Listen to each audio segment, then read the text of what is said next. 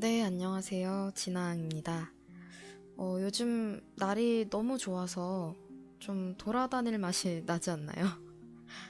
저는 비염이 좀 심해서 이렇게 환절기 같은 시즌엔 꽃가루나 이런 먼지 때문에 좀 눈도 많이 가려워하고 막 콧물도 너무 많이 나고 그래서 괴롭긴 한데 그래도 날씨는 좋으니까 그걸로 위안하면서 마스크 꼬박꼬박 챙겨서 쓰고 다니고 있는데 오늘은 조금 많이 덥기도 하더라고요. 이렇게 더울 때는 문득 무섭기도 해요. 이번 여름은 얼마나 더울까 싶어서. 어, 요즘은 제가 영화를 진짜 많이 보거든요. 시간적인 여유가 조금 생기기도 했고, 그리고 정말 너무 미세먼지나 꽃가루가 심할 땐 또 안 나가는 게 좋아서 너무 괴롭기 때문에 저한텐. 그래서 집에 있을 땐 하루 한두 편은 꼬박꼬박 보고 있는데, 여러분은 혹시 날 보러 와요라는 영화 보셨나요? 네, 그 멀쩡한 사람을 정신병원에 강제로 끌고 가고 그곳에서 일어나는 일들을 다루는 영화인데, 아니 근데 뭐 거의 뭐 병원이 아니라 뭐 어디 인신매매 끌려가는 것 같은 그런 좀 무서운 스릴러 영화더라고요. 병원에서 일어나는 일인데도 불구하고 그런 생각이 더 많이 들었던 것 같아요. 어디 팔려가는 느낌? 네. 그래서 생각해보면 정신병원에 관한 스릴러나 뭐 공포영화 그런 게 은근히 많죠, 우리 사이에. 우리 사이에 왜 그런 인식이 심어진 건지. 오늘은 저번에 다룬 곤지암 정신병원에 이어 다른 정신병원을 소개해드리려고 합니다. 그럼 이야기 시작하겠습니다.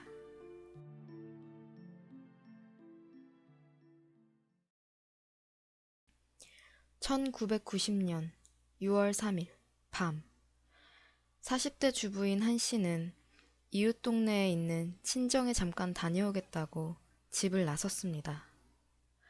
그러나 야심한 새벽 5시에 그녀가 도착한 곳은 그녀의 친정이 아닌 다른 곳이었습니다.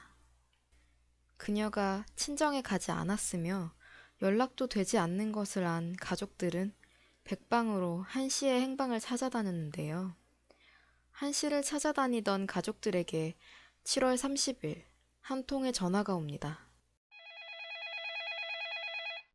그 전화는 바로 동부 시립병원에 한 씨의 시신이 안치되어 있으니 확인하라는 태릉 경찰서의 전화 통보였습니다. 전화를 받은 즉시 병원으로 가 시신을 확인한 가족들은 절망하고 말았습니다. 멀쩡히 외출을 했던 한 씨가 사망해서 돌아올 거라곤 상상도 못했기 때문이겠죠. 한 씨의 죽음을 알기 전 가족들은 한 씨의 행방을 찾던 중 TV에서 뉴스 하나를 접하게 됩니다. 그것은 바로 청량리 정신병원에 문제를 고발하는 뉴스 보도였습니다. 그 뉴스를 접한 한 씨 가족들은 혹시나 하는 마음에 청량리 정신병원으로 한 걸음에 달려갔고 한 씨가 이곳에 입원해 있는지 확인을 요청했습니다. 그 후 병원 측에게 들은 대답은 이곳에 없다는 단 한마디였습니다. 하지만 한 씨의 사망 이후 다시 확인했을 땐 병원 환자 기록지에 한 씨의 이름이 정확히 명시되어 있었고 알아보니 한 씨는 정신을 잃었다 깨어났을 때 본인의 이름과 거주지를 말하며 가족들에게 연락을 해주길 부탁합니다. 한 씨는 외출을 했던 그날 밤 새벽 5시 길에서 횡설수설한다는 이유로 상계 3동 파출소 경찰차에 태워져 청량리 정신병원으로 향했으며 강제 입원을 하던 중 한 씨의 간 상태가 나빠지자 청량리 정신병원은 이튿날 동부시립병원으로 한 씨를 보냅니다. 그 후 동부시립병원은 한 씨의 내원 8일 이후 치료가 끝났다고 판단해 다시 한 씨를 청량리 정신병원으로 돌려보냈으며 그렇게 정신병원으로 돌아간 한 씨는 일주일도 안 돼 상태가 더욱 악화되면서 다시 동부시립병원으로 실려왔습니다. 그 후 의식을 회복하지 못한 한 씨는 한 달 열흘 만에 가족도 지켜보지 못하는 가운데 홀로 그렇게 숨을 거두게 됩니다. 평소에 정신병이 있지도 않았던 한 씨가 도대체 어떻게 정신병원으로 향하게 된 것일까요?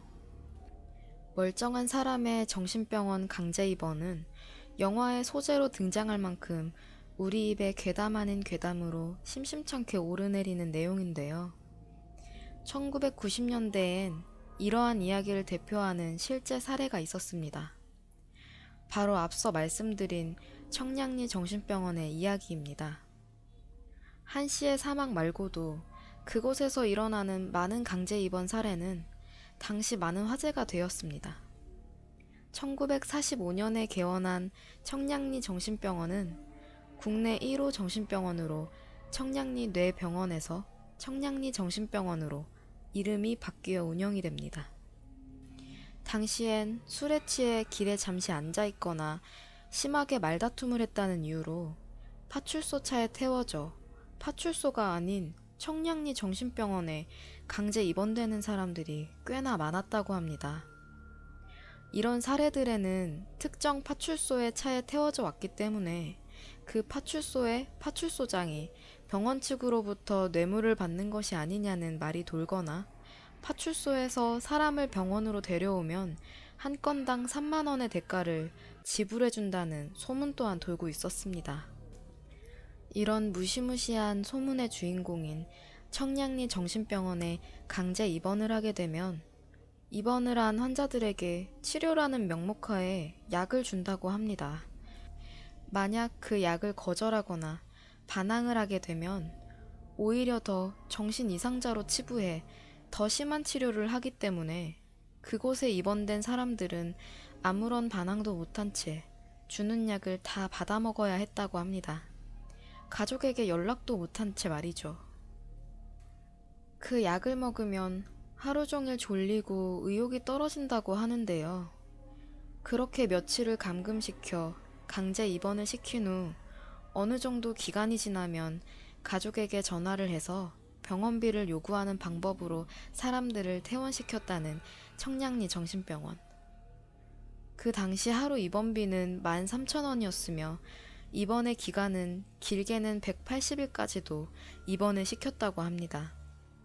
버젓이 직장을 다니고 있거나 작은 사업체를 하고 있는 사람인데도 예외 없이 그렇게 강제로 말이죠.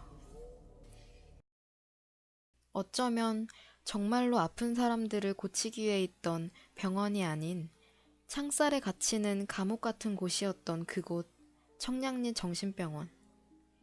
그곳은 2018년 3월 31일부로 개원 73년 만에 폐업이 결정되었으며 알려진 이유로는 혐오시설이란 인식과 인력난, 그리고 경제적 어려움으로 문을 닫게 된다고 하지만 병원 측에선 부정하는 내용이라고 합니다. 평범한 직업을 가지며 살다 사소한 다툼이나 술 한잔 때문에 그렇게 가게 됐던 그 정신병원. 그곳에선 그들에게 정신이 이상이 있다고 진단하며 강제 입원을 행했습니다. 이 모든 상황을 들으면서 여러분은 어느 쪽이 더 비정상적이라고 생각하시나요? 제 개인적인 생각으로 정신병원은 삶에 지쳐 이상이 생기거나 정신적 상처를 받은 사람들을 치료해주기 위해 있는 기관이라고 생각합니다. 그런 기관이 우리들 사이에서 오히려 더 무섭고 혐오스러운 시설이 되면 안 된다고 생각이 됩니다. 감사합니다.